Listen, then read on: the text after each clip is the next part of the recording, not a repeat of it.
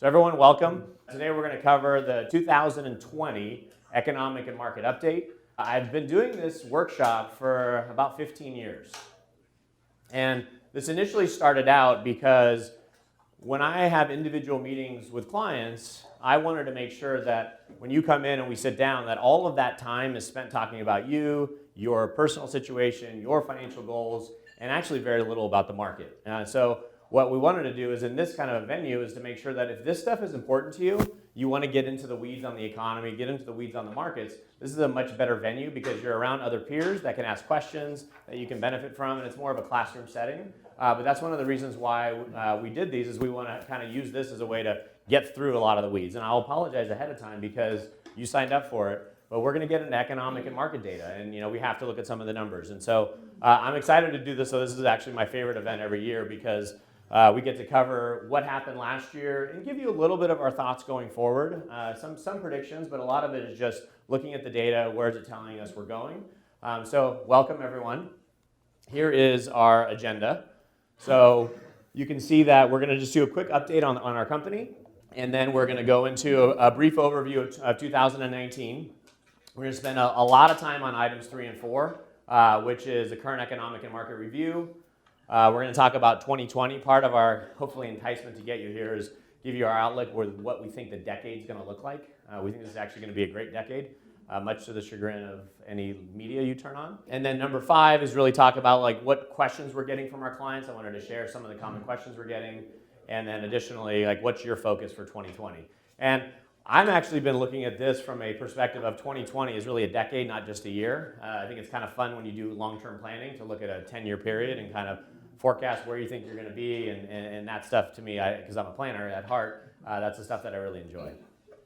Okay, so some of these items I'm going to go through, and when we started looking at Vance Wealth and really looking at who we are, what we stand for, I bought this building about 2.5 years ago, and we moved in here, and with that move, we really looked at this saying, you know what, we have a great team, we have great clients, but we really wanted to help define what our brand is, like who we are, what we stand for, how we help people. And so we put together our mission statement, and we have a tagline called Achieve More. And when we talk about Achieve More to us means achieve more out of life, and that doesn't mean just financial. In fact, most of the time it's not financial. It's the things that are important to you, your goals, the legacy that you're creating for your family, for your business, for the community. And so you can see our mission statement. I'm going to read this with you, but to help our clients and families succeed at every step of their financial journey, inspiring them to achieve more, being by their side to help make the difficult decisions, celebrate life's joys, and be a trusted partner every moment in between. And that's what we try to do every day. I think that's why our staff and our team, we come to work every day because we really look at this as our clients are our families, we want to help them. We also have a set of core values that we live by. And the core values are actually on this wall here behind us. You can kind of see a few of them popping out. And core values became really important, and we started using this actually in hiring people. So the people that we bring into Vance Wealth, the clients that hire us, when you come in for an interview to interview us, we're actually interviewing back because we've really realized that we want to be surrounded by people that we enjoy, and a lot of those people that we enjoy, they share core values with us. And so our core values are be passionate, positive, and present, committed to continuous growth, inspire, balance in life, collaboration drives success, and a healthy urgency to get things done.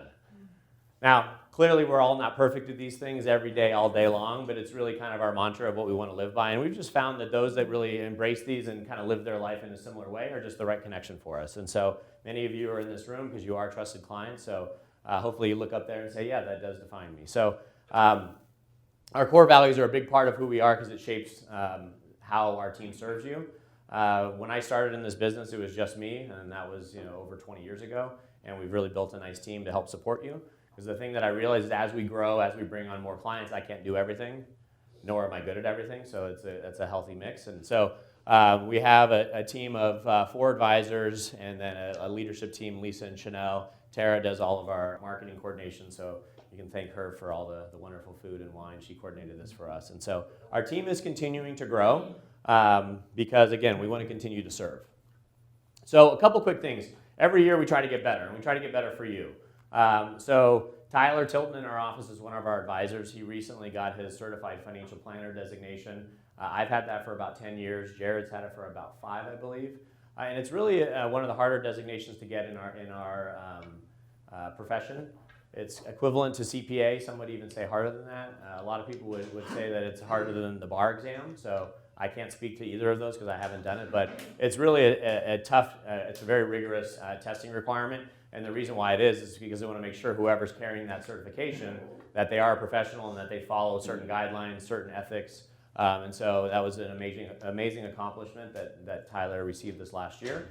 Office expansion. So I'm also happy to announce that we are in escrow on the building right here next to us that shares this wall. So as we've been growing, we have one more office that actually will be filled next week. So we've already identified a new advisor that we're hiring. This closed door here.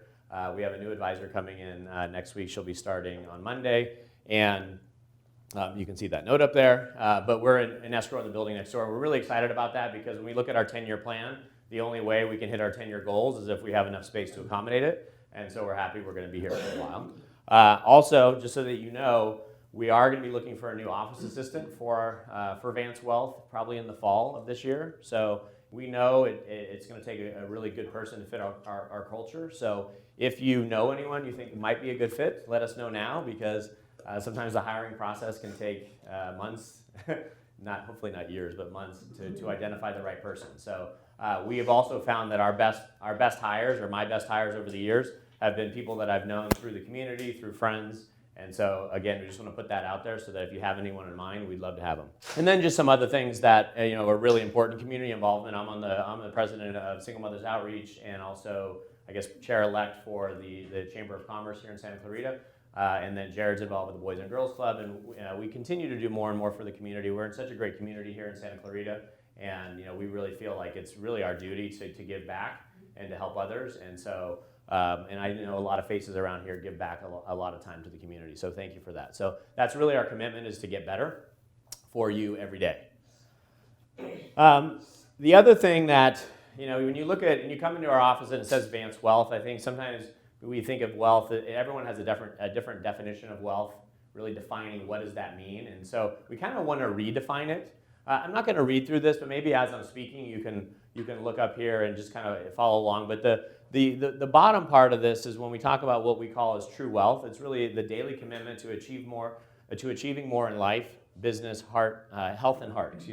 So we look at this as a very broad definition of wealth. It's not just about money. It's about your wellness. It's about your legacy. It's about things that are important to you. And so that's something that we continually try to help our clients with. That's why we ask so many questions about your financial goals, your personal goals, because this helps us give you better guidance and assist you along the way. A couple other items we're going to go through real quick is just kind of better ways to stay in touch with us. You should all be getting our newsletter. If you are not, on your workshop sign-in form, you should make sure you put a little note on there to add to the newsletter list. We actually generate all the content in this. It's about 8 pages. I've been doing this version of a newsletter for probably about 6 years. And the one part in this, if any of you for those of you who are getting it, is we have a section on our staff updates as well as personal updates. And most people just tell me, oh, I don't read any of that financial stuff. I just go to learn about what's going on with your family. So, which is fair. I'm okay with that. It doesn't hurt my feelings. But one of the reasons why we decided to put that information in there is when you come into our office, we're here sitting at this side of the table asking a lot of questions, asking about updates on your family, asking for updates on what's going on in your life. And rarely do we have an opportunity even to exchange what we're doing. And so the newsletter is a way for us to kind of give back and just communicate with you, like, here's what's going on with the team, here's what's going on just in our lives so that we can share, because we truly believe this is a collaborative process. And I can tell some people are reading it, or most are, because Jared, we had a section on what our team was doing, and Jared was omitted from it because I think we ran out of space because our team has been growing. We had multiple people emailing and calling, where's Jared? Did he go? And so I do know some people are reading it, so we definitely appreciated that. And then our website has a lot of helpful information. So we're posting blogs very frequently. We're starting to do more video work. Again, we want to try to just be that thought leader in the community to provide information. So if you haven't checked out our website, vancewealth.com, there's lots of good information on there. And then fun stuff.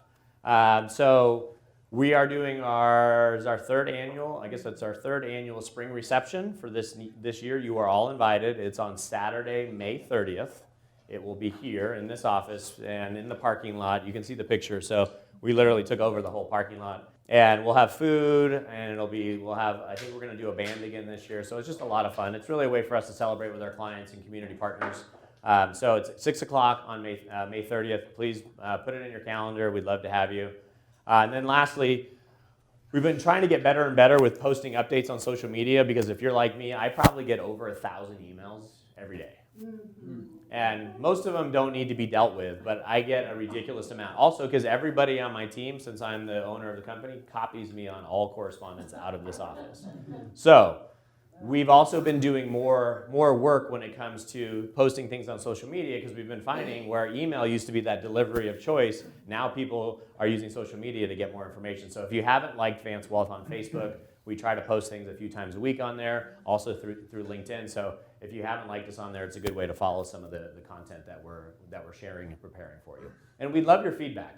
You know, this is the kind of venue where we do this. We spend our nights and our days preparing this information so that we can bring value to you. So we definitely want feedback to how we can improve. All right. Any questions on all that fun stuff? So that was the kind of housekeeping, just general Vance Wealth update. Now we're going to go into a brief review of 2019, and we'll be discussing kind of what went on in the markets. So the good news is 2019 was fantastic for investing.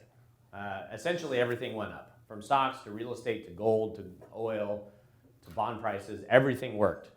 So this chart looks fairly complicated, but it's actually quite simple. So if you look on the left-hand side, it says years when assets rallied. So we have 4 data points on here: the 10-year Treasury, the S&P 500, gold prices, and crude oil prices.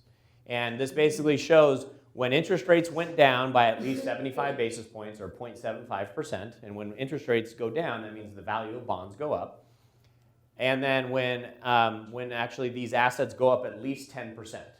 So essentially the first time going back, tracking back to 1984, the first time, was that 25 years?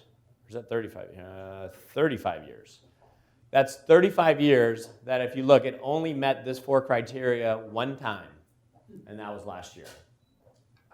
So why did that happen? Well, number one, one of the things that I forgot to try to set a rule: politics are highly discouraged in our conversation today. Sometimes I can't help myself, but I will do my best. Trump has been beating up the Fed to lower rates, correct? Have we seen all the headlines? I mean, he even said today, or yesterday I think it was, that the economy would be growing at 4% if the Federal Reserve would just cut rates more. But so they cut rates last year, which helped the housing market, which helped all assets. And the Fed seems like they're actually printing more money. So that's when you print more money, put more money out there, what happens to value of assets? They go up, right? Because there's more money out there. So this was pretty remarkable that all of these things occurred in the same year, and that had not happened over the last 35 years. This next chart looks a little complicated, but it's quite simple. So let me just explain. So this actually goes back and looks at roughly 29 years of data. And what it does is it takes years and looks at returns of stocks and bonds. So if you look over on this left-hand side, this says global equity returns. So this just means stock returns around the world. The 0 line means 0%, and then 10%, 20, 30, and 40. And then it shows global bond returns. So again, when it's global, it's not just the US. And then above 0 is positive returns, and below 0 would be negative returns. And so in 2018, that was a pretty tough year. It was actually only one of, I guess, 2 times, and this was the worst, where you saw not bonds lost money and stocks lost money. That doesn't happen very often. So 18 was a real anomaly. It actually surprised a lot of investors, because why do we diversify our money? Why do we have money in bonds and in stocks? Is because we want a little bit of yin and yang. We want to have assets where if stock market's not doing well, we have other assets that are doing well. Well, in 2018, nothing worked. And then we go to 19, everything worked. And we had 2017 was another year where essentially everything worked. So it was kind of a strange dynamic, but if you notice, most of the time we live in a scenario where stocks and bonds generate positive returns. That would be this area. It's very rare that we have stocks losing money and bonds losing money. So this next slide is what I call the annual end of the world. So the annual end of the world, this is the time when the stock market is volatile. Now, we all realize that on a day-to-day basis, on a year-over-year basis, the stock market's going to lose money sometime, correct? We all know that, right? Now, I know we've been living in a 10-year strong market, so we kind of forget that it can go down, but the markets have volatility. They have volatility built into them. I get a lot of questions. Somebody will come in, well, why'd the market go down? I don't know. There were more sellers than buyers. I mean, at the end of the day, it doesn't really matter why things are occurring day to day. They just do. There's just volatility. So this chart is designed to be a healthy reminder that volatility is part of investing, and it's actually quite important. And this is a real simple chart to go through. This is back to 1980. I love using charts that have data that goes back because we always feel like here and now is what we know, but when we can look back 20, 30, 40 years, it gives some perspective. And so it basically shows that these dark bar charts, this shows the rate of return on the S&P 500 for the entire year. So back in 1980, the market that year made 26%, but during the year, these red dots basically show you the amount of intra-year volatility, meaning at some point the account dropped or the markets dropped a certain percentage. So over here, the market finished up 26% for the year, but at some point it was down 17%. So to put that in perspective, so you literally had to ride this roller coaster of returns to get to the positive 26, but at some point you have to accept a down 17%. Obviously, we don't like these years, like 2008. The market finished the year down 38. During the year, it was at one point down 49% or almost 50. Last year, pretty quiet. This is what I would call like an ideal year. Up 29% for the year and only 7% of volatility. That's abnormally really low. And if you look over the last 40 years, we actually have, on average, the market's correct. You can see this number up here, 13.8%. So essentially, you should all be accustomed to the market having that level of volatility, knowing it's going to occur and just accepting it. And most of the time, what happens? People freak out and make bad decisions. So I would advise you against that. It does not behoove you to make those decisions. Did anyone have any questions on this chart? Yeah, can you tell us when they are going to hit that high and the low? That would be very helpful. It would be, right? So, and we all remember this pain back here at the end of 2008. Remember literally like the days before Christmas, the markets were just tanking day after day after day. And people like kind of run for the exit, right? Because they feel that pain. So that's the challenge, right? We all want to know when this is going to occur. And we have people who will say, well, markets are too high, they have to come down, and they'll just go to cash. They'll get out of the way. And we think that's a really bad decision. And this is kind of maybe a good transition into like market corrections. This is a good reminder that just to like read through these and just remember, they are swift and they are coming without warning. Their length of stay is unknown. They are not pleasant when they are around. They leave scars on those who react poorly. They are temporary and necessary. Some of you might be saying, these are my in-laws. This is actually what the market correction is. They are vital to the long-term return. They are essential to the health of a long-term bull market.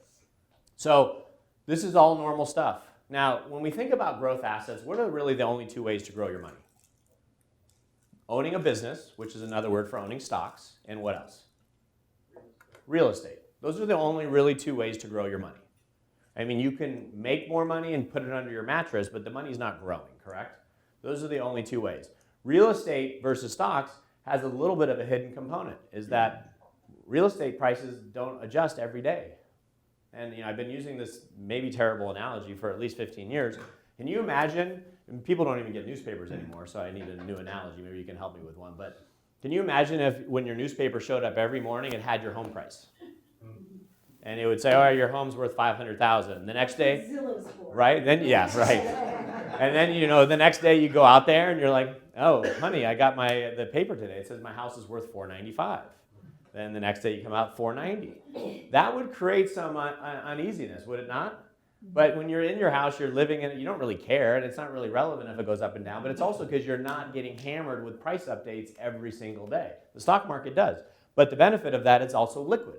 Money can come in and out. Your money's not tied up. So just remember, this is normal. They're not going away. We're in an election year. Volatility is definitely going to pick up. And so just be prepared for this. Now, one of the things that I always get is markets are too expensive. Usually I like to follow up, well, why do you say that? Well, they've been going up for 10 years. They have to be too expensive. If we look on this chart, so this basically, market valuation, the most common way we view market valuation is something called price-earnings ratio.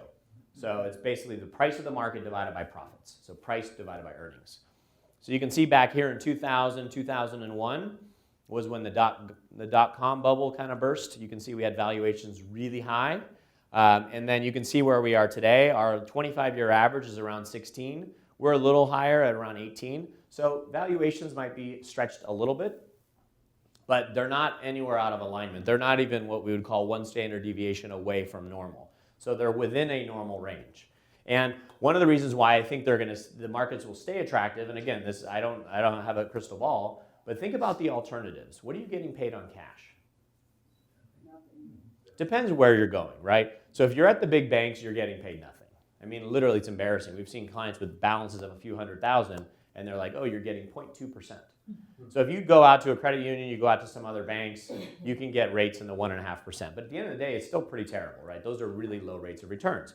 And the reason why stock valuations could probably tolerate to go up more is because when you compare it to the alternative, valuations still look good. You know, people on real estate, good real estate cash flow used to be more like 7, 8, 9%. People who are buying real estate are tolerating 4 and 5% now. Why? Because cash is paying so little. So what happens is when cash or those guaranteed rates of returns are coming down, the stock prices and real estate prices are inherently worth more, or real estate assets are inherently worth more because of that, because of the alternative. So while valuations are a little bit above the 25-year average, they don't seem to be at a point where we're heavily concerned. Any questions on that? We'll come back to some of the valuation conversations, so we're definitely not done with that. But that was just kind of a recap of 19. It was an easy year to make money. So you pat yourself on the back. We did great, yay. I mean, it was an easy year to make money. All you had to do was stay invested and not panic. And there was a lot of people that last December, a full year ago, were freaking out, and they probably sat in cash, and they missed this entire year because they were trying to get a little too cute with their investing strategy. Question?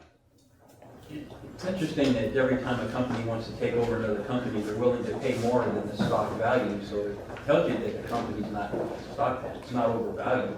Yeah, that's right. I mean, right. So anytime there's an acquisition, then right, somebody's willing to pay it. But even to take that a step further, the stock market only works with buyers and sellers.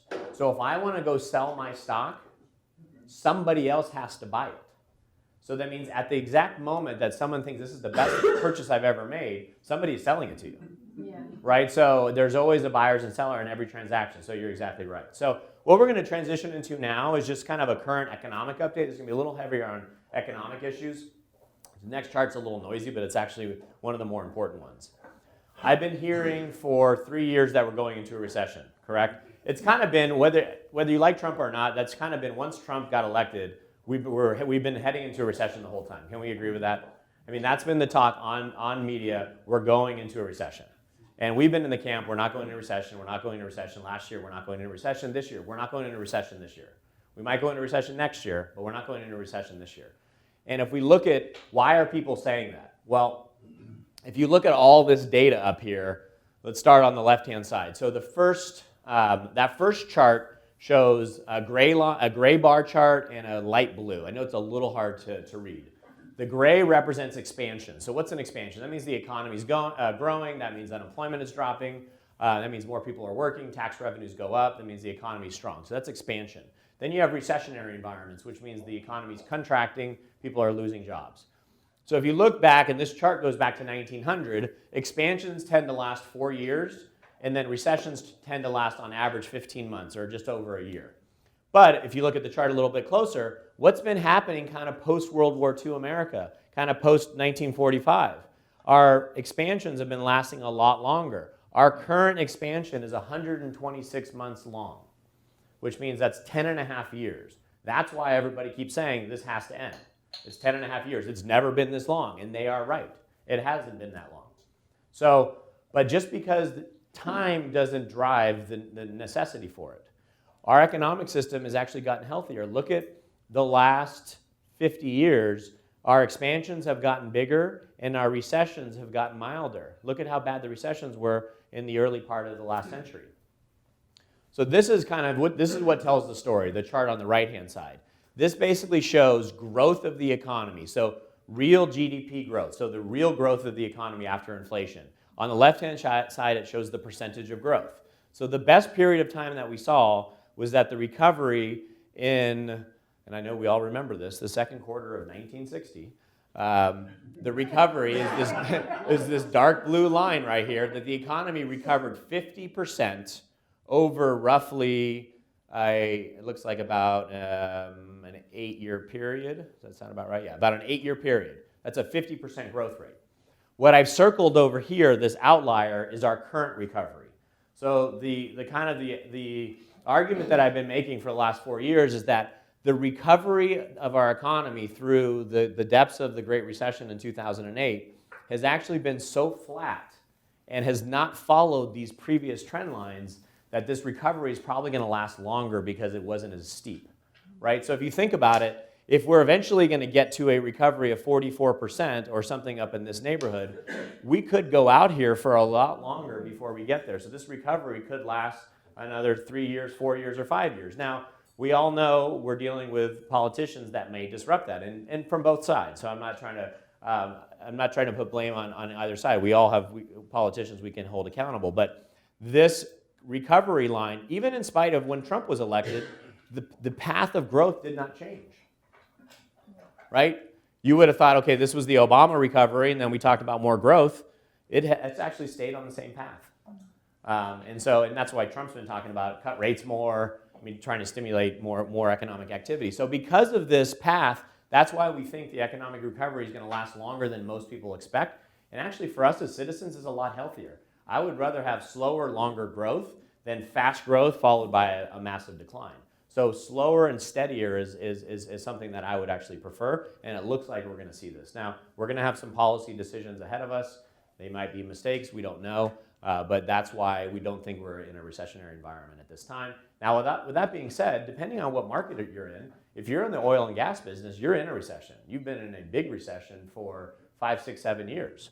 So there's pockets of the economy that are still struggling, but generally, especially our economy here, is doing quite well. So the other factor that we have is around employment or unemployment. We are essentially at full employment. Now, I studied economics in college, and there was this idea, if anyone studied economics or finance, there's this idea of the natural rate of unemployment. The natural rate of unemployment is actually that around 5 or 6%, that was deemed to be full employment. That actually unemployment would not get below that, because if you got too far below that, you would not have enough workers that actually wanted to work, and those that were employed would demand higher wages, and the economy couldn't function. It actually was, you had to have some level of unemployment that was higher than 2, 3, 4%. So the natural rate was set around 6, and then we got to 5, and it's like, okay, never mind, maybe 6 is not the right number, it's 5. And then we got to 4, and it's like, okay, maybe those were the wrong numbers, we're gonna move to 4. Well, right now, if you see over here, this gray line right here, this gray chart, is on the right-hand side, November 2019, 3.5% unemployment. Yes? So I was just curious if from 69 until 19, how they determined what unemployment was changed in terms of the model and the calculation method? So that's a great question in terms of does it change. So essentially, no, but so that's where it gets a little bit tricky, right? The government likes to adjust their ratios and valuations to paint a better picture for sure. I mean, inflation's a big one for that, right? So inflation, if rents are cheaper than home prices, they'll use rents. If home prices are cheaper than rents, they'll use home prices. So they like to move the numbers around. So essentially it is the same, but what gets missed in some of this is they don't really know how to quantify people who just leave the workforce, and because they're like, well, I guess I'm just gonna retire. Like we had a bunch of people in 2008 and 9, they were in their early 60s. They didn't want to retire, they lost their job, and they're like, okay, I guess we're going to retire. So they just fall, they don't even show up on here, so it looks like we have higher employment. So there's a lot of argument that actually our unemployment number probably is a little bit higher, but the way they calculate it is relatively the same. So I'm kind of okay if we're at 3.5 and really we should be at 5. That means when we were at 10, maybe we were technically at 12. So right, the ratios are kind of what's more relevant. But one of the things that we're seeing, which is a good sign, maybe not if you're an employer, but a good sign for a worker, is that we're starting to see wage growth. So wage growth, meaning the rate of pay that people are getting, kind of bottomed out here below 2%. That's below inflation. On average, we've seen wage growth closer to 4, so we're trending higher, which makes sense, right? If any of you hire people, what's the pool look like out there? It's pretty slim. That's the single biggest, when we sit down with business owners and kind of talk about what's going on with their companies, finding good people, keeping good people, motivating good people, and paying good people is the hardest thing. Everyone wants to keep their best workers, which means they're giving them nice raises, get better bonuses, but that's the single biggest challenge that we're seeing from an employment perspective. That might be a little bit of a headwind to further economic growth, if you have people jumping ship or changing companies, but that's certainly a challenge that we're seeing because unemployment is so low, which is a little maddening of why, what's our legal immigration numbers? Are we at about 600,000 a year? Does anyone know what those numbers are? I think we allow legally like 500,000 or 600,000. We also send hundreds of thousands of people who get educated here out of the country.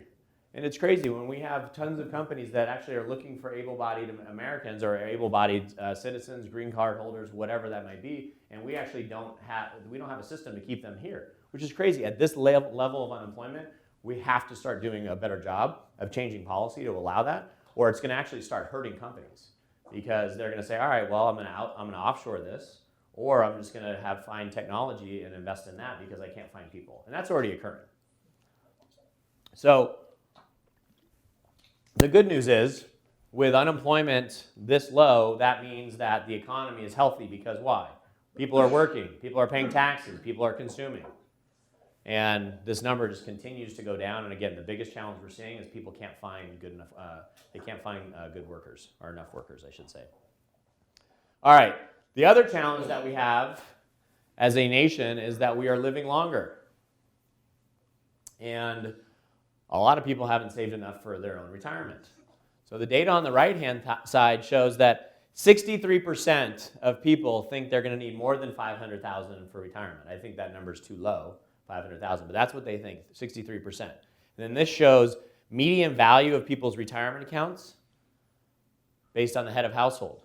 120,000, 126,000, somebody between 65 and 74, and 120,000 for people over 75. That's oftentimes why we have a lot of Californians that leave here, because their biggest asset is what? Their house. They're not saving for retirement. They're like, all right, I'm going to cash in, move out of state, and then I'll use that as my nest egg. But not enough money is being saved. And to make matters worse, look at longevity stats. So if you hit 65 and you're married, there's a 50% likelihood that one of you is going to live over 90. I think these numbers are wrong, though. They're going to go higher. And the scary thing about this is we know there's greater longevity in society, but are we actually living longer, healthier, or just living longer? And if we're not living longer, healthier, we got a huge problem because that's all the medical costs that's going to be on our federal government. And that's a little bit of a scary thing if you think about it, right? Because we all want to live longer. I only want to live longer, though, if I'm living healthier. Like, it doesn't sound good to me. My dad spent the last 8 years of his life really unhealthy. Well, he made it to like 84, which is, a full life, but his last 8 years were terrible.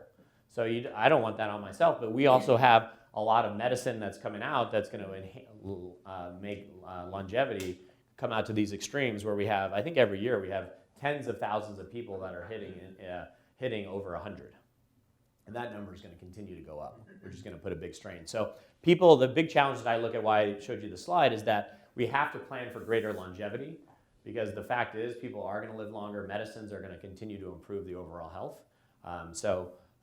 This is a big challenge, and that's one of the reasons why. So we kind of launched I don't want to say a side business, but about 2 years ago we launched a business just dedicated to corporate 401k plans, so helping companies around in our community with their 401k plans. And the reason we did it is we need to get to workers earlier when they need to save. I sat down with a young business owner just actually on Monday, and we went through a plan. And I said, if you save $25,000, he's 30 years old. I said, if you save $25,000 a year in a retirement plan for the next 40 years at I think it was an 8% return, that would grow to roughly $7 million in 40 years. And then I get the response, well, I don't want to put too much away for retirement. It's like, well, why not? Like, this should be the first bucket you fill up, is this stuff for longevity to protect yourself. And so that's really one of the things as a firm is we need to get out there and convey this message, because all the benefits of saving, the earlier you start, the more beneficial. The longer you wait, you don't get the impact of all that compounding effect. Now, if you want to work into your 80s, that's fine, but I think it's a little easier just to start sooner if you can. Okay, this is a really simple chart and one of my favorite reminders of why you're an investor. So given the fact that we talked about stock market valuations look to be okay, interest rates are quite low, we started looking at a portfolio that you look at stocks and bonds. So on the far left-hand side, we look at a one-year return. And we're going to look back to 1950. So we're going to look at about a 70-year period of how does the stock market do? What's the worst one-year return? What's the best? So the worst one-year return is down 39%. The best one-year return is up 47%. For bonds, it's down 8 and up 43. In a blended portfolio, it's up 33 and down 15. If we move all the way over here to the 20-year period, and basically what this does, it says 20-year rolling. 20-year rolling is really simple. It's basically taking 1950 to 1969 as a 20-year period, then 1951 to 1970 as a 20-year period. So look at it, 20-year snapshots down the road. If you look at the best 20-year period, it was up 17% per year for 20 years, or up 6% per year for 20 years. And then you look at bonds, up 1 and up 12. So this just is meant to show you the value of, as a long-term investor, you're going to get rewarded for investing in growth assets. Because over time, this volatility, this is the scary volatility on the 1 year, essentially gets fully eliminated when you look at it from a 20-year perspective. Then the last part. This has been the recovery we're living through. This is why everyone keeps saying this has to come to an end. I will tell you that the recovery, the market strength that we saw in 1980 to 2000, it went up 14 times. This hasn't even sniffed that level, and I'll come back and show you this. But if you look at this, this is the nasty bear market that we went through, where the markets just went up and down, and we essentially didn't get back to this level till about here. So if I count this as the start of our bull market, we're only about 8 or 9 years into this.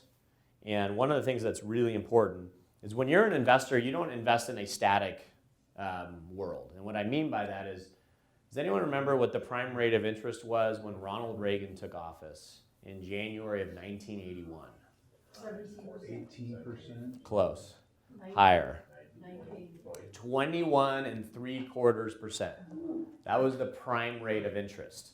That's when people had double-digit, 16% mortgages. Their 30-year treasury was paying 16, 17%. Really high interest rates. And so when you're comparing to buying a 30-year government bond at 16% guaranteed, and you're looking at stocks that are maybe paying 1% or 2% dividends, you got to compare those. It's an apples to apples comparison of the time you were investing. Well, let's look at what's been going on lately. So what we have here is 3 sets of data points. We have the end of this year. We have the height of the market right before the Great Recession in 2008. And then we have basically the last day before the dot-com bubble burst back in 2000. So these are our data points. And if we look at PE ratios, which just measures how expensive things are, the PE ratio in 2000 was around 27. Currently it's at 18, so significantly more of a discount. Look at dividend. So dividend is basically just cash generated by the investment. So you're getting 1.4%. If you bought a 10-year treasury, look at your yield, 6.2. You're getting 4 times the amount being in a treasury. Look at where we are today. The dividend yield on the stock market is identical to the 10-year treasury. So one of the hardest things when you start looking at, well, where should I be investing long term? And some of you may look at me, John, I don't have long term, I'm retired. Well, you could be retired at 65. What about the money you're going to spend when you're 90? What about the money you're going to spend when you're 95? Is that long-term money? Yeah, that's 25, 30 years out. So you have to have that perspective. The money you're going to spend in the next 5 years, the money that I'm going to spend in the next 5 years from my investments, if I'm going to buy an asset or invest in real estate, that's short-term money for me. It doesn't matter your age. It has to do with what's the purpose of the money. What are you going to do with it? So we're going to go into, we're going to kind of jump from this topic, but this is just designed to show you that when you compare where we are, yes, we're hitting these all-time highs, but just because we are, it doesn't mean it's coming down. And as we go into this election year, we'll have a little fun with this slide, I think. So just read the whole thing and then. So at the end of the day, our kind of message to clients is focus on what you can control. Some of you have seen this slide before. I've used this. Focus on what you can control. And at the end of the day, I would advise you, if possible, don't watch Fox News or MSNBC or whatever it is, CNN. Watching this stuff is just going to poison you. And there's so much we can't do. My advice to you, if you're with my humble opinion, is that read the New York Times, read the LA Times, read the Wall Street Journal, read op-eds, read. Because then when you read, you can at least process it and make a decision. When you listen to it, I feel like it rots your brain. And it's this kind of stuff because is any of it positive? And if you watch it for like an entire week in a row, isn't it the same stuff every day? So it's just not a healthy environment. You start focusing, and we'll kind of wrap up with where I really feel you should focus, but avoid the political noise. This is not a good strategy, and here's really why. If you look at, this just shows our confidence by your political affiliation. So the red represents Republican or leaning towards Republican. The blue represents the Democrat or they're leaning Democrat. And so if you look here, this makes a ton of sense, right? During the Bush years, you can see Republicans had a positive view on the economy. Democrats did not have a positive view on the economy. We went through the financial crisis. Well, this makes sense. Nobody had a positive view on the economy because there was no positive view to have. And as we recovered under an Obama administration, right, what happened? Democrats all of a sudden are really positive and Republicans aren't. This is natural behavior. You can't get rid of this. But at the end of the day, you can't control any of this stuff. This just becomes a lot of noise. It's not healthy to focus on it. And I'll sit in this room meeting with you, and I can tell which way you lean, and it's okay. But it's also like that can't shape your decision-making process. Now, if you want to be more cautious, and maybe you don't want to spend as much money because you're worried about that, but that should not drive your investment decision-making process. Because I got data going back 100 years that shows you that there's no pattern that says Democrat president, Republican Congress is the best scenario, and if you have two Republican controls everything, that's the worst. I don't have the data that supports that. It's very random. And you might hate when policies are formed in different times of this, but at the end of the day, the good news is we have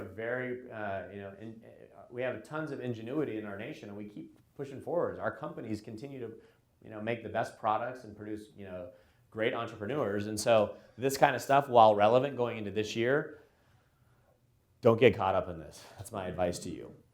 And if you don't believe me and you're like, all right, John, I'm listening to you, but I don't believe you, we're going into recession, okay, I have a chart for you. So if you're just like, I'm ignoring everything you just said, I want to know if you're going to be wrong, so let's go into this conversation on if we go into a bear market. So a bear market is a declining market. It's a market where you have a decline of about 20%. Generally, those markets will occur when you have some level of a recession, right? Economic slowdown. So if you think it's occurring soon, so people who were guessing that the recession was going to be this year or last year, what happened? They missed last year where the markets were up 30%. Well, let's look at what I'm reading here. So the average return before the peak, 2 years prior, 24 months, the markets have rallied 41%. So if you think you're brilliant, recession's coming, I'm getting out of harm's way, you might miss this 41. So my question to you is, if the average decline 12 months into a recession or a peak is 14%, is it worth missing 41 to miss minus 14? No, right? You're not back at even. Now those of us who are like, well, I'll do it here. Then you have to be really right. You have to be able to time when that recession is occurring, right? So it's really hard to do. And as a financial advisor, as a planning firm, we're not in the business of just sitting around here and guessing. Like, oh, what do I think is going to happen tomorrow? Let's just make decisions. I mean, we use discipline to make decisions, which is why you hire us. So pretty interesting, some data for baby boomers. One of the reasons baby boomers are the wealthiest generation that we're gonna see, at least at this moment, is because of these facts. If you look at what's happened essentially during their lifetime, consumer prices are up 9 times. So that just means, if you think about it, a decent wage back in the 60s was $10,000 a year. Decent wage now is probably $90,000, right? So we've seen the price of things go up. That's the impact of inflation on the far left. The S&P 500 has gone up 50 times. So it's exceeded inflation by a massive multiple. And then the cash dividend that you're receiving on that investment has gone up by 28 times. So again, this is what supports being a long-term investor, is because it far exceeds inflation. And this pattern should continue, but it'll look different. It doesn't always repeat itself the same way. So I apologize on this slide. There's a lot of data here, but it's actually one of my more important ones that we developed. And I do want to walk you through this, and this will take a little bit of an explanation, but let's just kind of go through. So we have 3 investment choices. And the red is the S&P 500 index, which, as you know, you can't invest directly into the index. You can invest into a product that invests in the S&P, but you can't invest directly into it. But this is designed to mimic the index. So we have the red is the S&P index. We have the green, which is bank savings or cash. And then we have the 10-year treasury, which is the 10-year U.S. government bond. So what we did is we looked at 10-year snapshots, where you were in 99, 2009, and 2019. So we're going to start in 99. You had $1 million to start, however you invested that money. The dividend yield on the S&P was 1.14%. The cash payout was a little bit over $11,000. Then you took your money to the bank and said, okay, well, bank, I got $1 million. They're going to pay me 5%. So now I'm getting $50,000 of income, significantly more than the markets would give you. Then the 10-year treasury, $1 million, yields were over 6%. Who would sign up for that now? Right? There's a lot of hands are going up for that 6% yield on a bond. And that's $66,000 of income. Okay, so that's a snapshot of time where the economy was doing really well, interest rates weren't as low as they were, so fairly attractive environment. Now we go 10 years later. So now we're going to go 10 years later, and I'm actually keeping the principal constant to what the initial investment would have turned into. So from 99 to 2009, we had two massive bear markets. We had the 2008 correction, and we had the 2000 to 2002 correction. So your million went to 760,000 or 758,000. Your yield went up, so your income went up to about 15,000. Bank savings, you're still at $1 million, right? Because when you give the bank $1 million, if you're taking your income out, what are you left with? Your $1 million. And then 10-year treasury, you buy a 10-year treasury, you buy it for $1 million, and 10 years later, you get your $1 million back. So these are the new interest rates. So you're getting 10,000 here, and on the 10-year treasury, it's 2.5%. Then we fast forward to today. So the S&P has rebounded. Your account balance is at 2.2 roughly. Dividend yield's 1.8. So your dividend has grown over 20 years to 39,000. Your bank savings, you can get 1.5%, so you're at 15. And the 10-year treasury is now 1.8. So if you're seeing here is on the red, we have a rising asset, we have rising income. And on the green and yellow, we have a flat asset and a declining income. It doesn't have to decline, it's just a matter of what's happened. But now we start this decade with this reality, is these are your current rates. So this next chart just shows it a little bit graphically. So if you think about what just happened, the S&P from 99 to here dipped down and then recovered. Your cash in the S&P went up to here, and your cash in these went down over time. So one of the things that we talk to retirees all the time about is, when you retire, would you like a flat level of income, a declining level of income, or a rising amount of income? Easy answer, right? We want a rising amount of income, which is why people invest in stocks and real estate, because those are the only two sources where you can get asset appreciation over time and a rising level of income. If you own real estate, what happens? You raise rents, you get more income. With stocks, what happens? Companies make more profits. They pay more dividends. That happens over time, not every single year, right? But it happens over a long period of time. So this is just a good reminder of why we do it. Cash, 10-year treasury, that's safe money. That's fine. Long-term money, money that's 15, 20, 30 years, you have the advantage of being a long-term investor, so we want to utilize it. Yes? In your graph, dividends have been reinvested? In this chart, dividends were not reinvested. All the income was spent. We're going to do my version of the Roaring 2020s because it's a little play off the Roaring 20s. So I don't think I've lifted this concept off anyone. I read a lot from the Journal Barons, but I'm not seeing a ton of these parallels. I did read one article that I liked, but obviously we don't know what the future holds, but when we look at this next decade ahead, there's actually a lot of parallels to what the Roaring 20s were like, obviously 100 years back. And so I had a little bit of a fun exercise. I have some millennials that work for me, so I was surprised that they were able to locate some of these pictures for me. Now Mark did ask me, he said, do you know what all those are? And at first I'm looking at the left side like, duh, of course I know what all those are, but I think he was really asking me, do I know what's on the right-hand side? So I didn't confirm that with him, but when we think about what was the leading tech of the 20s? Think of that. It was the refrigerator, the vacuum, the sewing machine, the radio. That was the technology of the day. And in the article that I read, it actually said that most of these items were bought on credit, which blew my mind. I thought more consumer credit was more of a more recent thing, but you'd have consumer credit through like department store type cards, things like that. That was kind of the old credit card, but that there was a lot of leverage to actually buy those technologies. Now to us, we look at that as like, really, that's the technology? But times change. And now we look at what's going on in this decade, artificial intelligence. We look at 3D printing. This is gene editing. If any of you haven't been reading articles on the stuff they're doing in the medical breakthroughs, it's fascinating. It blows your mind. Like you can't even really fathom the change that's occurring. And gene editing is a pretty massive thing, where basically if you have a faulty gene, they'll just take the gene out, put the healthy one in, and you can be cured of some major diseases. I mean, it's remarkable. And then 5G. So the one that's probably going to have the most relevance to us here and now is probably the 5G change that's occurring with all the wireless companies. But you start thinking about this, are we going to have another roaring 20s? I think so. And I'll kind of go through the case of why I think that is. So I used this slide previously, and I think we had it in a previous presentation, but I just found it to be pretty fascinating. And basically what this shows is that what occurs around the world every 60 internet seconds.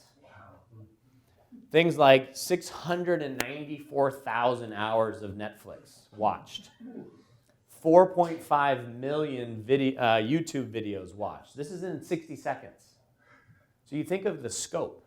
I think a lot of times we're looking at how our companies do and how our economy does with the mindset of we're in America. This is the consumption base. You think how big the world is and how technology has now opened up everything to the rest of the world, which is pretty fascinating. So I'm not going to read through all this, but I mean, just amazing type of things that are happening. None of this stuff existed 10 years ago. Tinder swipes. You like that one? So I know my audience here, depending on what people laugh at. So I don't go through the whole list. But yeah, I mean, it's insane that these things that are every 60 seconds, and the amount of data that's actually just being stored out there. So there was an article. It was called Singularity is Thursday, and it talked about where we are today. So internet. So if you look at this chart here, in 2020, internet users, 4.3 billion is projected to increase to 7.5 billion in 10 years. The amount of people that are going to move into new people that are going to move into cities. This is not a U.S. phenomenon. This is more worldwide. 790 million people, and then connected devices are going to go from 10 billion to 46 billion. Someone asked earlier, like, what's a connected device? So you think about your home right now. I think when I looked up my Wi-Fi, there's at least 15 things connected to it. I mean, we do have 6 kids, but we have air fresheners, ring doorbells. You have a couple iPads, laptops. I mean, there's so much stuff. You think about the amount of connected devices, and that all, is amazing technology that is really shaping the world, and that's where you just see the mass amount of change. Think about the home security or Ring. Remember when we were kids? You have people over, parents never knew. You can get away with anything. Now my kids, the house is on lockdown. We know if someone rings the doorbell. We know if someone walks by our front door, walking a dog. They're not even coming to our house. We just know a car passed. I mean, so it's just remarkable. You think how fast things are changing, and there are things we're not even using, like the top one up there, light bulbs. You can get all these light bulbs that are smart that will dim. You're like, I have blue lights in the morning, I want red lights at night. I mean, it's a healthy investment you got to make, but that's all that stuff. Technology, the price of this stuff's coming way down. And this is the stuff I don't think we can fully fathom from a health perspective. There are things that I did just recently to learn more about my own health. I did a DNA test to just learn about, what am I predisposed to? What are the issues that I should be concerned with? That was like $400. Think of how expensive that would have been 10 years ago. That probably wouldn't have even been available. And you can do ancestry, you can do food sensitivities, you can do all of these things that are super inexpensive. And all of that is now leading towards personalized medicine, personalized attention. So this technology, we're seeing it now on a lot of, maybe it makes our life a little bit easier, but we're going to start, I think this next 10 years is going to be like, how does it really change our life for the better? And we might argue, those of us with kids, that it's not, but it just depends on the day. So we'll go into technology a little bit more, but I do want to talk about a big phenomenon that's happening, which is highly stimulative for the overall economy, and it's this issue of something called negative yielding debt, which in and of itself blows your mind. So basically this means that you have to pay someone to hold your money. Think of that. Now, we actually did do that back in the day. What do you think a safety deposit box was? You know, you didn't get it, you put stuff in there, you didn't get paid on it, you had to pay someone to store it. But let's think a little bit about that. So there's right now in the world about $12 trillion of negative yielding debt. 12 trillion. Now let me think about what's negative yielding. Well, one quick example, Germany. Germany issues, their bonds are called Bunds. Does anyone know what the 10-year German Bund is yielding right now? Negative 0.5%. So what does that mean? That means if you put your money there, you actually will lose 0.5% every year. Now, this concept actually was used in Denmark. They had negative yielding mortgages. How cool is that? It pays itself off. I want one of those. I don't know if we're going to go that far in the U.S. to that extreme, but that was the way that Denmark was trying to stimulate home buying. Is like, hey, just buy this house, we'll give you the money, and it pays itself off. It's insane. So if you're curious, look up some of that. Yeah, there was a good article in Bloomberg a year ago. It was fascinating. So that's probably not coming here, but so negative yielding debt. It's a really weird phenomenon because when you look at it from an economic perspective, it doesn't make sense. There's something called a risk-free return. Risk-free return basically means what can I make at a risk-free level? And so right now our cash is about 1.5%. So that means if I'm going to invest my money anywhere, if the risk-free rate's 1.5, I want something above that, right? I want something maybe 4%, 5%, 6%, 10. I want something above the risk-free rate. Well, what happens when the risk-free rate is negative? When it's negative 0.5? Let me ask another question. How much money would you be willing to borrow if it was a negative rate? The right answer is all of it. I'll take it all because that's immediate profit in your pocket. So negative yielding blows my mind. But it does have repercussions on the economy. The U.S. economy has essentially very little or no negative yielding debt, but we have a fair amount that is down close to zero. And so let's just talk a little bit about this. So when time value of money goes negative, which is basically another word for interest rates going negative, valuation. So when you think of the value of real estate, the value of stocks, if interest rates are negative, essentially valuation goes to infinity. They're worth infinite numbers, which is why you're seeing asset prices go up. Right? That's why real estate and stocks continue to move higher, is because of this low interest rate phenomenon. Savers. If you save your money, what does that mean? You're guaranteed to lose money. If you buy a risk-free bond, guaranteed losses. The banks are penalized for lending, investors are penalized for saving, and pensions can't get funded. That's probably the scariest of all of this down here, is that we have a lot of companies in America and plenty of states and local governments and federal government that has underfunded pension liabilities. Insurance companies, if they get really low returns on their money, how are they gonna make good on their promises? That's going to be a big challenge we're going to see down the road. Fortunately, we don't think that's going to manifest in the next 10 years. It will manifest itself later. So here's kind of this concept. I went to a presentation by a consultant named Bob Rice, and this is one of his slides that I just love. Pushing the cost of capital to zero accelerates disruption and deflation. And let me explain what that means. If we went back 40 years ago, and let's take IBM, right? IBM was the technology company going back into the 80s. And if IBM had an idea to build personal computers, which they did, what do you think it took for them to actually develop that line? They would have to build a facility or two, start producing, hire people. So what would a company like that generally do? They'd have to borrow money. And what did it cost to borrow money back in the early 80s? At least double digits, right? Because we know mortgage rates were 15, 16, at least double digits, really expensive. So when you're forecasting, I want to invest to build future technology, and it's going to cost 10% a year, and maybe I'm not going to get a return on my investment for 10 years, that's a big commitment a company is making. Well, the opposite of that is happening today. Google, Amazon, Facebook, Apple, these major technology companies essentially can borrow money at zero. So they can look down the road and say, we have this great idea. Let's start spending money now. We can borrow it essentially at 0% interest. So that's why this is relevant, is we already know how disruptive technology has been over our past. So going into the future, when we start looking at this, the pace of disruption is just going to accelerate more and more and more. That's why I think it's even hard to fathom where we're going to be in 10 years. Because 10 years ago, is the iPhone now like 11 years old? Is that right? 11 or 12 years? And it seems like it's been here forever, but it hasn't been. And so with money this cheap, it's really going to accelerate disruption, which is one of the things we think is a mistake for people to become overly pessimistic on the next 10 years. So we do know from a historical perspective, our stock markets tend to go through bear cycles, which are flat.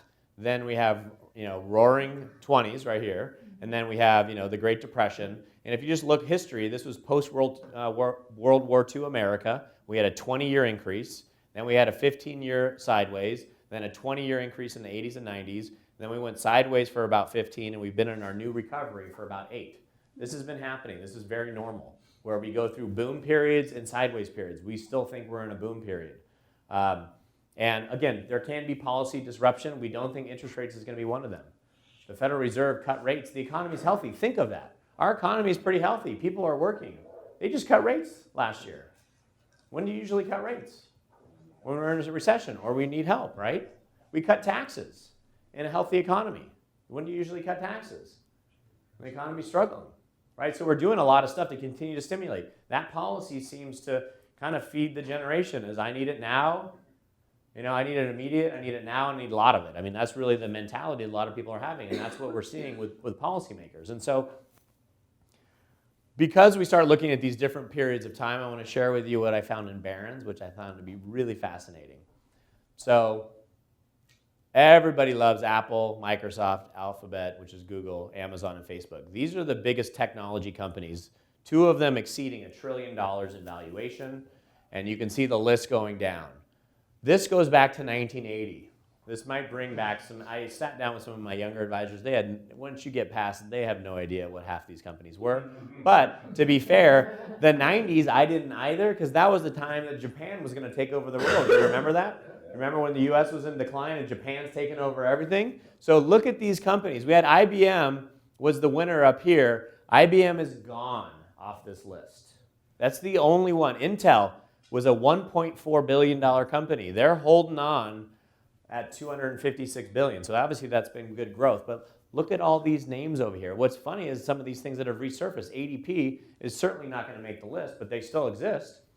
And you see plenty of companies in 2000. Lucent gone, Nortel gone, Sun Micro gone, Yahoo. I think they got bought out. But this was a fascinating list just to see perspective, because leadership will change. Everyone's convinced that these are going to be the leaders forever. I don't know what things are going to look like in 20, 30 years. I can rest assure you, those are not going to be the same 5 leaders. There might be 1 or 2 that are still in there. Do we agree with that? I mean, leadership changes, companies change, products change. So put that in perspective of the evolution of businesses. If we looked at the largest company back in 2010, does anyone know what it was? Not technology, just largest company in general. ExxonMobil. Now they're in attack. Nobody can own anything, can't own energy. So you're starting to see a massive change with this type of stuff. So what I now want to go through is a little bit of why there should be some optimism, but we're going to talk a little bit about kind of the path of how you get there. So we're going to go through 3 periods of time, which I've titled Fear to Confidence. So when things were really bad, people were fearful, but why that should lead to confidence moving forward. So if we look at the gray area is what we would call a flat market, macro-driven, which means there's economic issues that are driving this. You can see we had the Great Depression, 25% unemployment, and we were fighting a war. Then we had post-World War II America, and the market from that period of time, from 1950 to 1968, went up over 500%. And if you think about what was the technology of the time, it was really mass adoption of the airline industry, and then you had mass adoption of autos because of the interstate highway system, and then telecommunications reached critical mass. That was the massive technology. That transformed how we traveled, how we communicated with people. Massive amounts of new industries developed around that. And if you look at some of these we had a little fun today kind of going through building some of the list, and I had to kind of remind some of my staff what that is. That's Ma Bell, right? Ma Bell had to get split up into all the telecom companies, but you think about, we still have Ford and GM, but now Ford and GM are actually smaller in size than Tesla. So these companies are getting passed, but these were the dominant players, and a lot of the airlines up there, do not exist anymore. I think all those airlines. All of them do not Continental, exist. gone. US Air, gone. Pan Am, gone. TWA, right? So this was highly revolutionary. And if you look at the bumps in the road, the thing to remember, there was plenty of recessions through this period of time. It wasn't that it was just smooth sailing, but because of how transformational the technology was, the direction is going up, and there's going to be bumps in the road, just like right now. There's going to be bumps in the road, but because of the massive change, it's like this, you just imagine a snowball coming down the mountain, just picking up snow, picking up momentum, and that's what really happens in these times where you see massive growth and this expansion, because the fundamentals of these companies just change the dynamic. Then we went into the 70s, another war. Late 60s, stagflation, which basically means inflation without growth, oil shocks, and 20% mortgage rates. Then we saw the largest wealth accumulation the planet has ever seen, which was from 1982 to 2000. The stock market went up 1,400%, or 14 times. Now, bonds did okay during that period too. They were up about 400%, so they did okay, but nothing like this. And think of what really changed. Globalization of American brands. We have a few up there: Coke, Nike, Procter & Gamble. You had PC penetration, Intel, Microsoft. And then you had big box stores. So this was Walmart, Costco, Home Depot. So the local hardware store, gone. Local grocery store, gone. Right? It changed the way, local drugstore, gone. It changed the way we did business. And so, we had some recessions. This was the 1987 stock market crash. But at the end of the day, the direction was higher because of the massive expansion and just the way we do business as a country. And you know what? When we get through some of these periods or go into recessions, when we go into a recession, does the local hardware store come back? No. Does the local drugstore come back? No. Those are gone. It's transformational. It changes. And so it appears to us we're on the verge of that now, and we have a few things up here, but think of what we started this decade with, 9/11, or I should say started this century with. 9/11, the tech wreck or the dot-com bubble, and then the consumer debt bubble collapse. So if we really look at this is the flat period and the recovery really started here in 13, we can make the case that we have a significant amount of time ahead of us. And the one interesting thing about as we talk about this, is anyone saying this? Sometimes we think we might be right just because no one else is saying it, we might be right. If everyone's saying it, we're probably wrong. And so you think about some of the big things, the transformation that's happening in food, banking, mobile services, content delivery, treatment for diseases. I just put some examples up here of companies that have already started to change. You're seeing that with cord cutting. Did everyone see this last week? NBC just offered their new streaming, which is called Peacock, I think it is. You're seeing that already, which people are going to start unbundling from these cable programs, and they're all going to be individual. There's actually, with Airbnb, there's something like 3 times more Airbnb rooms for rent than there are hotel rooms. Think of that. That's a whole market that just basically is available because of an app. There's no cost to that. There's no infrastructure. How much did Airbnb need to spend to build out that infrastructure? 0. They don't own real estate. So you start thinking about technology and how it applies to stuff. It's, again, we can't even fathom. This one down here, Teladoc, I kind of have something that I use similar to this. It's not Teladoc, but you're not feeling good, you contact a doctor and they resolve your issue. You do that with the phone. They can take pictures of you, they can view you. You can get devices that will measure your heart rate, that will measure your blood pressure, all of these things. You start thinking about the delivery in which the technology is being able to deliver medical, and then food is changing. I mean, I don't think everything we order now just gets delivered to our house, whether it's groceries or if we order any fast food. So this stuff is changing. Banking. Who likes going to the bank? They still have physical locations with banks. I go into a bank, there's nobody in there. That's a lot of real estate. So these just start, and we're getting to a point now where a lot of the way we were doing things in the past are just changing. They're going to go away, and they're going to go away fast. If you think about the big thing that we're going to see over the next 10 years is autonomous driving. It's first going to be used for the trucking industry because we don't have enough truck drivers and we're moving a lot more goods.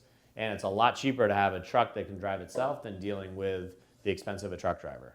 It just is. I mean, and there's not enough people to actually want to drive, so we can't even fill that void. And then obviously then how it impacts us and the fact that you think about your car. How many hours in a day do you think you utilize your car?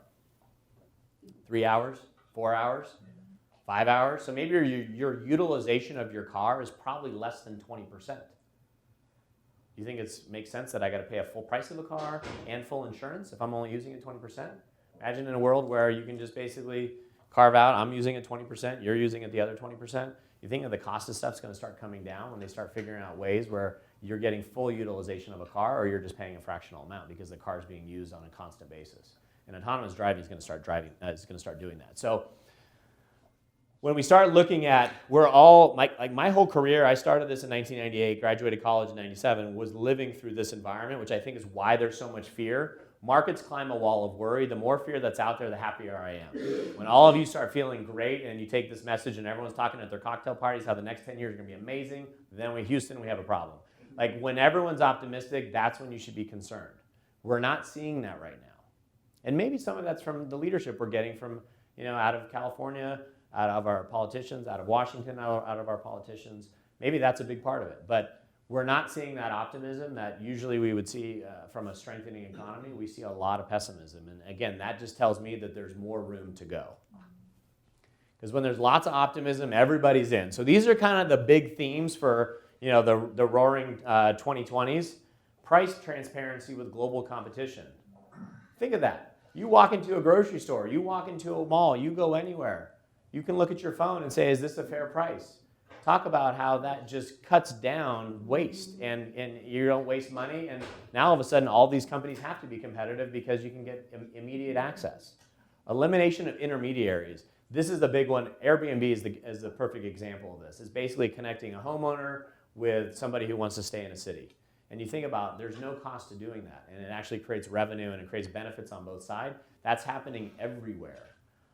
That's one of the things we're a little fearful of with the California legislation with AB 5, with getting rid of this idea of these independent contractors. I feel like as a nation, we value freedom. It's the biggest thing that you want. Freedom of time, freedom to do what you want. And now, one of the challenges with like Uber and Lyft is like, they're saying, sorry, these can't be independent contractors. And so there's going to be a massive fight. Brian's here and dealing with the employment law side of things. This gig economy, this is going to be a massive fight that we're going to see for probably years to come. I don't know if this fight goes away, but Probably not. probably not. So it's a little scary. There's tax money on the line for the government.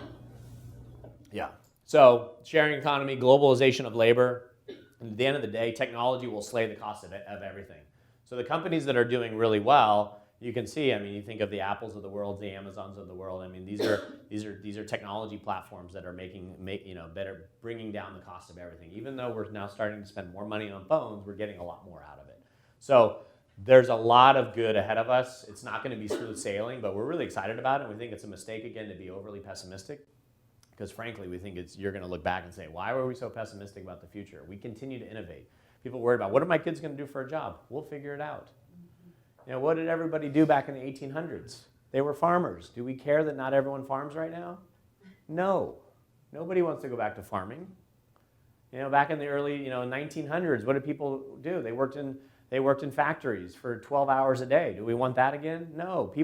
We change as a nation, and that's a good thing. And so we'll figure it out. And again, there will definitely be some bumps in the road. So as we wrap up, I want to go through a couple things. So questions we're hearing from you. So there's a new law that was passed at the end of last year, and so we've been getting a lot of questions around what is the Secure Act?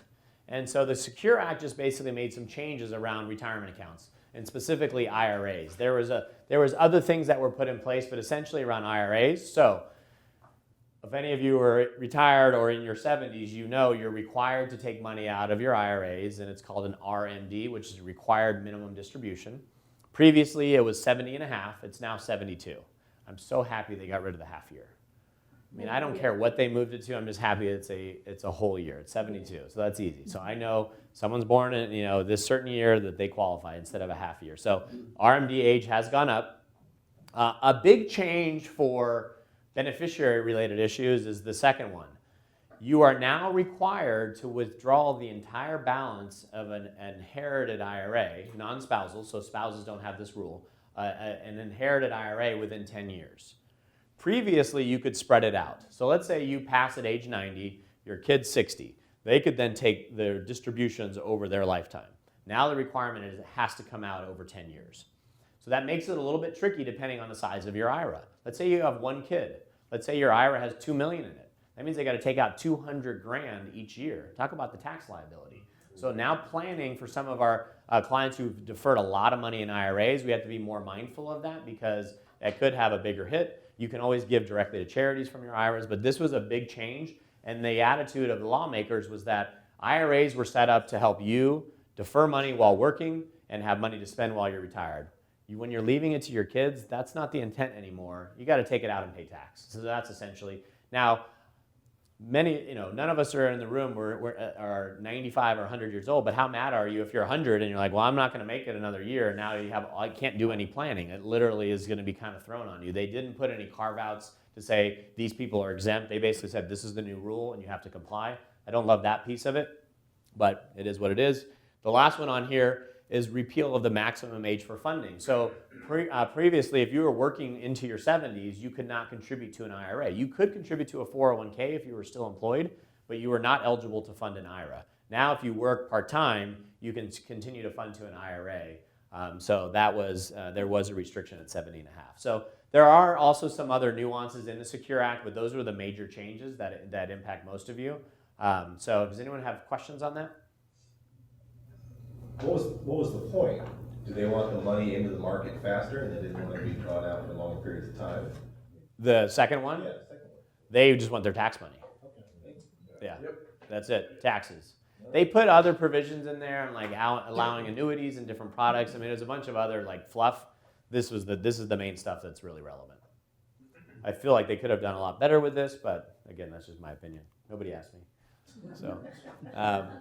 So another piece of this is we get all this time, like when should our children come see you? Because I talk a lot about the benefit of starting early, but most of the time when people hire us, they're in their 50s and 60s because they're like, all right, I got to get serious. I don't want to work forever. So we get this question a lot, like when should our kids come see you? So life events are big ones. We have change of employment. Obviously, there's opportunities there for new benefits package that we can help with. They're rolling over a 401k. I have marriage and really / divorce because sometimes that's the hardest when you have a major transition.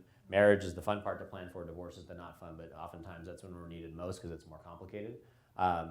Having children, those are big life events. Retirement planning, general financial questions. We get a lot about saving money for college, how to set up different accounts, or I have money that, I have money in their name in a savings account. What should I do with it? Those are all things we can help with. We may not be able to help in all areas, but we're definitely a good resource, so you can start with us. The other thing, too, that we encourage you to do is you all get a quarterly newsletter from us. We send it to you in print. Just add them to it. Just say, hey, this is my advisor's information. They put a lot of financial planning tips in there. Get it to them. And so if any of you want your kids to be added, just on the workshop sign-in form, just give us a little note. We can add them on there. It's really not a big deal. And it's a good way just to start getting them introduced to some financial planning topics. And it's a real easy, kind of a soft way to make that introduction. Or if they need immediate help, then they can reach out to us. So those are just a couple big ones that we got. So as we wrap up, this last one is, what's your focus for 2020? Whether we look at it as a year or a decade, I look at it as a decade because I'm a planner at heart, and I look at like the next 10 years. What are the next 10 years going to look like? And I do truly feel that every year as a human being, we should be getting better and better and better, and learn more and develop as people.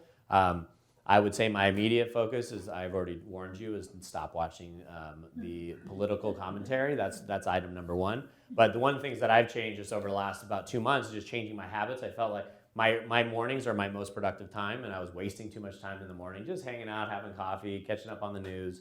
So I'm in the office a lot earlier now to get my day going, but I'm also out of the office a little bit earlier, so I have a little bit more engagement with the family when they want me. We have a bunch of teenagers now, so it's kind of hit or miss when they decide they want to hang out with me. So when you start a year, you start a decade. I do think it's important to set goals. If I ask you next year, how are you new and different? We should all strive to continue to improve ourselves. That's something as a firm that we're attempting to do. I've made a commitment actually to do a lot more video work. That's why we're videoing this, because I feel like I read a lot, I get a lot of information. Hopefully I can pass some of this information on to you. If it's valuable, awesome. We're going to do some more stuff on health related as well. I'm not an expert there, but I'm living and I'm trying to soak it in. So if I can be a good resource. I'd also love your feedback. So as you're getting this stuff, if you have ideas, you have disagreements, you have things you want to share, please do, because I think we all learn from each other. That's one of the amazing things of what I do. I get to sit in front of successful people and they share their story with me. And it's great because I get to learn about decisions you made with life, things that went well, things that didn't go well, and collectively that allows me to grow and it allows our team to grow because you share so much. So, when you start thinking about what's your focus for 2020, for us it's really wellness, and that's around making good financial decisions. It's wellness is taking care of yourself, because if you can't take care of yourself, you can't help others. And then making an impact on the community. That's something that's really important to me, is to, especially here in Santa Clarita, is to try to make as much of an impact as I can. And so hopefully you'll kind of join me on that path. And that is it. So thank you for attending. I just want to remind you to fill out the feedback survey and the workshop sign-in form. So I hope you enjoyed this. Thanks for taking time out of your night. I know you got many of you worked today and had a long day. I hope you found this valuable.